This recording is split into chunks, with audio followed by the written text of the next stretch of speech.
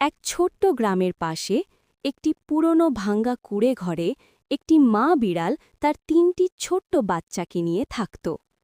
মা বিড়াল তার বাচ্চাদের খুব ভালোবাসত। সে তাদের সব বিপদ থেকে রক্ষা করত আর প্রতিদিন খাবারের খোঁজে অনেক দূর পর্যন্ত চলে যেত। একদিন হঠাৎ প্রবল বৃষ্টি আর ঝড় শুরু হল। বাতাস এত জোরে বইছিল যে কুঁড়ে ঘর কাঁপতে লাগল। তখন মা বিড়াল খাবারের খোঁজে বাইরে ছিল। হঠাৎ একটি শক্তিশালী বাতাসের ঝাপটা এলো। কুঁড়ে ঘরের একটি অংশ ভেঙে পড়ল আর ৩টি ছোট্ট বাচ্চা ৩ দিকে ছিটকে পড়ল। প্রথম বাচ্চাটি একটি নালার পাশে গিয়ে পড়ল। ভয়ে সে কাঁপছিল। সে ডাকছিল, মা, মা, কিন্তু কোনো উত্তর আসেনি। দ্বিতীয় বাচ্চাটি বাজারে পৌঁছে গেল। সেখানে ছিল অনেক ভিড় আর শব্দ। এতে সে আরও বেশি ভয় পেয়ে গেল।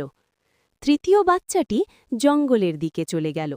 সেখানে ছিল অন্ধকার আর অদ্ভুত সব শব্দ। চারপাশে ছিল শুধু ভয়। যখন মা বিড়াল ফিরে এলো তখন তার মন ভেঙে গেল। সে তার বাচ্চাদের খুঁজতে ৪ দিকে ছুটে বেড়াল। সে নালার পাশে গেল, সে বাজারে গেল, সে জঙ্গলে পর্যন্ত গেল, কিন্তু সে কাউকেই খুঁজে পেল না। প্রতি রাতে সে আকাশের দিকে তাকিয়ে থাকত আর চুপচাপ কাঁদত।